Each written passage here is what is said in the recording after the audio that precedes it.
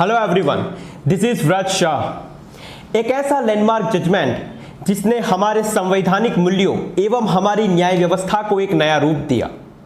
एक ऐसा landmark verdict जिसने जुडिशियल रिव्यू या न्यायिक समीक्षा के अर्थ को डिफाइन किया और साथ ही हमारे संविधान की मूल संरचना basic structure of Indian constitution के अर्थ का विस्तार किया। Landmark verdict I.R. Coelho versus state of Tamil Nadu, verdict date 11 जनवरी 2007। यह केस हमारे कॉन्स्टिट्यूशन के 9th शेड्यूल, हमारे संविधान की 9वीं अनुसूची के साथ जुड़ा था और इस केस का फैसला सुप्रीम कोर्ट ऑफ इंडिया के 9 जजेस की संवैधानिक खंडपीठ ने दिया, जिसे लीड कर रहे थे former chief justice of India honourable justice Y.K. Sabharwal. इस केस का फैसला कॉन्स्टिट्यूशन बेंच के सभी जजेस ने एक मत से सुनाया था। इस केस की संवैधानिक खंडपीठ के सभी न्यायाधीश सर्वसम्मत इस केस के आखिरी निर्णय तक पहुंचे थे।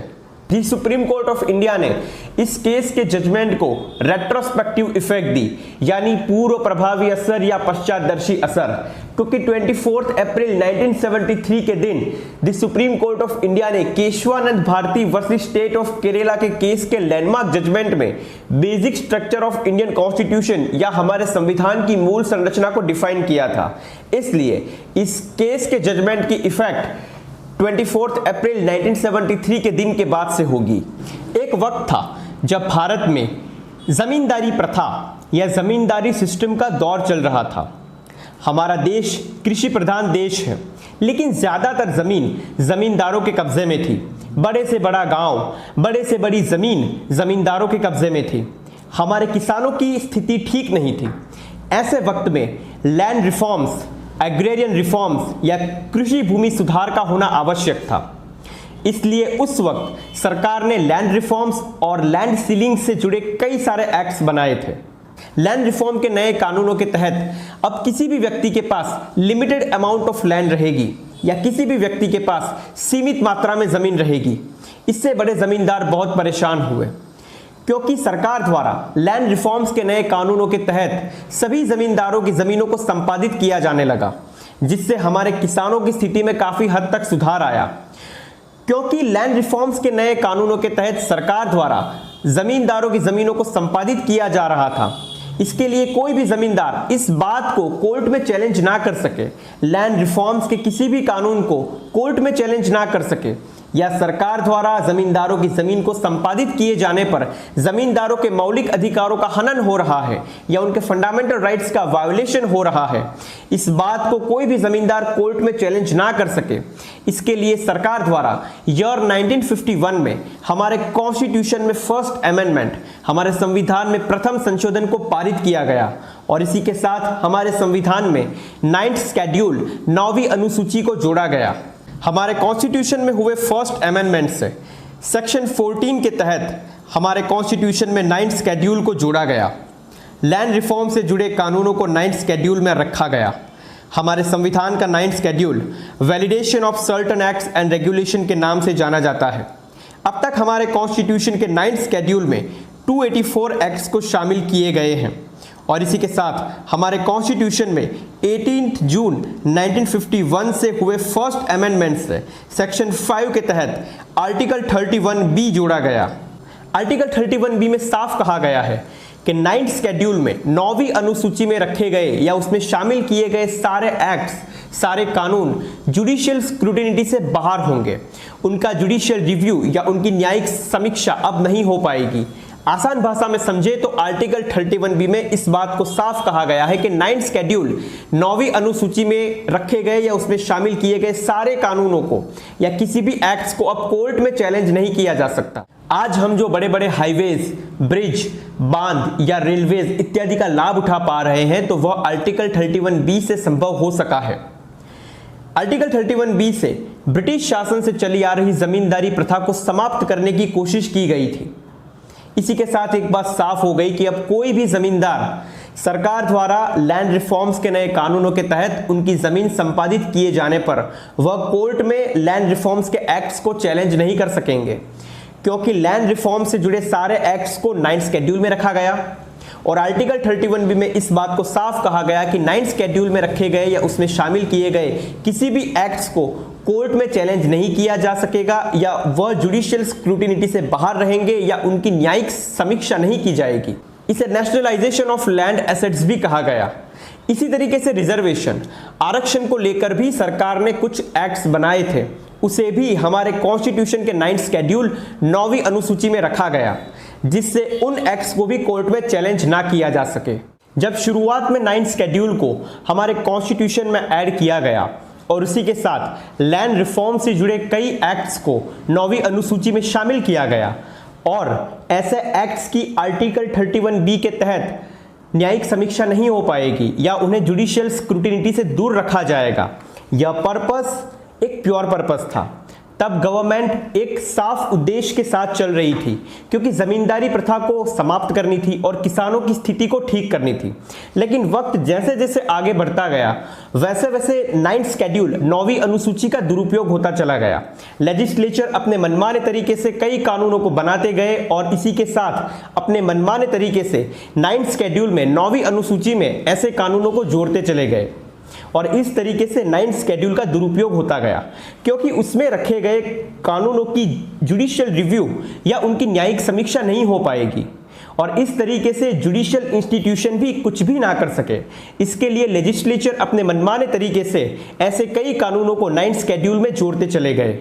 तमिलनाडु गवर्नमेंट 76th अमेंडमेंट से एक ऐसा लेजिस्लेचर लाए कि जिसमें स्टेट एम्प्लॉयज के अपॉइंटमेंट में और एजुकेशनल इंस्टीट्यूशन में 69% सीट्स रिजर्व रहेगी, जिसमें ओबीसी कैटेगरी के लिए 50%, जनरल कैटेगरी के लिए 31%, एससी कैटेगरी के लिए 18% और एसटी कैटेगरी के लिए 1%, जो the Tamil Nadu backward classes, schedule caste and schedule tribes, reservation of seats in educational institutions and of appointments or posts in the service under the State Act 1993 के नाम से जाना जाता है। 9th शेड्यूल में 257A से इस एक्ट को जोड़ा गया। As per facts of IR Coelho case, इस केस में दो मेजर इश्यूज थे। नंबर 1, तमिलनाडु में गुडलूर जन्मम एस्टेट एक्ट के तहत फॉरेस्ट लैंड को जन्मम एस्टेट में तब्दील कर दिया गया था। जन्मम विच मीन्स जमींदारी फैमिलीज, कुछ ऐसे परिवार जिनके पास ज्यादा से ज्यादा जमीन हो, और एस्टेट विच मीन्स प्रॉपर्टी या जायदाद। तो तमिलनाडु में जो फॉरेस्ट लैंड थी उसके राइट्स जन्मम एस्टेट को दे दिए गए थे। फॉरेस्ट लैंड को जन्मम एस्टेट में तब्दील कर दिया गया था। जब सारा मामला सुप्रीम कोर्ट पहुंचा तो सुप्रीम कोर्ट ने Balmadies plantation limited versus state of Tamil Nadu case में इसे स्ट्रक डाउन किया, इसे अक्षम किया, और सुप्रीम कोर्ट ने कहा कि यह कॉन्स्टिट्यूशन के आर्टिकल 31A द्वारा कृषि भूमि सुधार का संरक्षित मापदंड नहीं है। This was not found to be a measure of agrarian reform protected by Article 31A of the Constitution. Number 2, West Bengal Land Holding Revenue Act 1979 के सेक्शन 2CC, इस धारा को कलकत्ता हाईकोर्ट ने यह कहते हुए स्ट्रक डाउन किया था, अक्षम किया था कि यह धारा आर्बिट्ररी, एक पक्षीय और अनकॉन्स्टिट्यूशनल है। बाद में कलकत्ता हाईकोर्ट के जजमेंट के खिलाफ सुप्रीम कोर्ट ऑफ इंडिया में स्पेशल लीव पिटीशन भी फाइल की गई थी, लेकिन इसे भी खारिज कर दिया गया। ये दोनों ही एक्ट की न्यायिक समीक्षा ना हो सके, इनका जुडिशियल रिव्यू ना हो सके या इनकी जुडिशियल स्क्रूटिनिटी ना हो सके, इसके लिए सरकार ने कॉन्स्टिट्यूशन के 34th अमेंडमेंट से जन्मम एस्टेट एक्ट को 9th शेड्यूल में शामिल किया, और सरकार ने 66th अमेंडमेंट से West Bengal land holding revenue act को भी कॉन्स्टिट्यूशन के 9th शेड्यूल में शामिल किया। इसके बाद यह मामला सुप्रीम कोर्ट पहुंचा और सुप्रीम कोर्ट के लार्जर बेंच ने ऑब्जर्व किया कि Waman Rao versus union of India के केस के मुताबिक 24 अप्रैल 1973 के दिन के बाद 9th शेड्यूल में 9वीं अनुसूची में जो भी एक्ट्स या रेगुलेशंस को ऐड किया गया है, वह एक्ट्स या रेगुलेशंस अगर हमारे बेसिक स्ट्रक्चर को, हमारे संविधान की मूल संरचना को अगर हार्म कर रहे हैं, तो ही उनके खिलाफ कोर्ट में चैलेंज किया जा सकता है। इस जजमेंट में और एक बात खास कही गई कि अगर 9th शेड्यूल में शामिल ऐसे एक्ट्स या रेगुलेशंस जो हमारे फंडामेंटल राइट्स का वायोलेशन कर रहे हो या हमारे मौलिक अधिकारों का हनन कर रहे हो, लेकिन वह अगर हमारे कॉन्स्टिट्यूशन के बेसिक स्ट्रक्चर या संविधान की मूल संरचना का हनन ना कर रहे हो, तो तब उनके खिलाफ कोर्ट में चैलेंज नहीं किया जा सकता है। स्ट्रेंज बट ट्रूथ, लेकिन सुप्रीम कोर्ट ऑफ इंडिया ने Minerva mills limited versus union of India और बहराव Sahib Shri Bhim Singh ji versus union of India के केस को नोट किया और ऑब्जर्व किया कि वामन राव केस पर पुनर्विचार करना चाहिए। आईआर कोएल्हो केस में फंडामेंटल राइट के साथ साथ हमारे कॉन्स्टिट्यूशन का बेसिक स्ट्रक्चर या हमारे संविधान की मूल संरचना हार्म हो रही है या नहीं हो रही, इस बात पर भी सुप्रीम कोर्ट ने ऑब्जर्व किया और बाद में इस मामले को सुप्रीम कोर्ट के 9 जजेस की लार्जर बेंच को सौंप दिया गया। The honourable supreme court of India ने इस केस का फैसला सुनाते हुए कहा कि 24 अप्रैल 1973 के दिन Keshavananda Bharati versus state of Kerala के केस के लैंडमार्क जजमेंट में बेसिक स्ट्रक्चर या हमारे संविधान की मूल संरचना को डिफाइन किया गया था।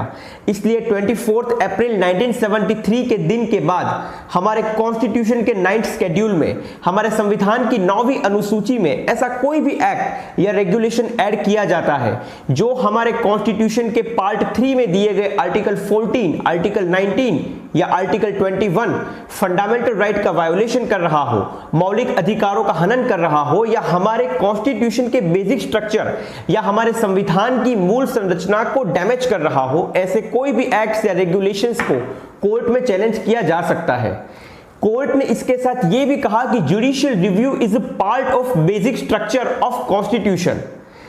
न्यायिक समीक्षा हमारे संविधान की मूल संरचना का एक हिस्सा है। यहां पर कोर्ट ने एज ए रेशियो डेसिडेंडी आदेश दिया कि आर्टिकल 31B हमारे कॉन्स्टिट्यूशन में डिफिकल्टीज या कठिनाइयों को दूर करने के लिए लाया गया था। 9th शेड्यूल में शामिल एक्ट्स या रेगुलेशंस को न्यायिक समीक्षा, जुडिशियल रिव्यू या जुडिशियल स्क्रूटिनिटी से बचाने के लिए नहीं लाया गया था। विच मीन्स 9th शेड्यूल में जो भी एक्ट्स या रेगुलेशन शामिल है उसको न्यायिक समीक्षा या जुडिशियल रिव्यू या जुडिशियल स्क्रूटिनिटी से नहीं बचाया जा सकता है। इससे यह साफ हो गया कि 9th शेड्यूल में जो भी एक्ट्स या रेगुलेशंस शामिल है वो अगर हमारे कॉन्स्टिट्यूशन में दिए गए फंडामेंटल राइट्स आर्टिकल 14, 19 या 21 का वायोलेशन कर रहे हैं और उसके साथ ही हमारे कॉन्स्टिट्यूशन का बेसिक स्ट्रक्चर या हमारे संविधान की मूल संरचना को डैमेज कर रहे हैं, तो ऐसे एक्ट्स या रेगुलेशंस के खिलाफ कोर्ट में चैलेंज किया जा सकता है। तो ये थी आईआर कोएल्हो केस को लेकर एक समझ। अगर आप लोगों की कोई क्वेरीज हो या सजेशन हो तो आप मुझे कमेंट बॉक्स में लिख सकते हैं। Stay home, stay safe. Thank you so much.